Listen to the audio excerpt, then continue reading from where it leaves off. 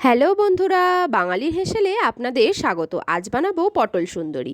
তার জন্য আমি নিয়ে নিয়েছি বড় বড় সাইজের পটল, রেল লাইনের পাটার মতো। তার খোসাগুলোকে সব ভালো করে ছাড়িয়ে নিয়েছি। তারপর একটু নিয়েছি পেঁয়াজ কুচি আর ক্যাপসিকাম কুচি। আর আমি একটা মশলা বানিয়ে নিয়েছি আদা, পেঁয়াজ, রসুন আর কাঁচা লঙ্কার, আর তার সাথে একটা বানিয়েছি টমেটো পেস্ট। আর কিছুটা নিয়েছি পনিরটাকে খুব ভালো করে আমি গরম জলে ফুটিয়ে তারপরে গ্রেট করে নিয়েছি। প্রথমে পটলটাকে তেলের মধ্যে নুন হলুদ দিয়ে ভালো করে মাখিয়ে ভেজে নিয়েছি।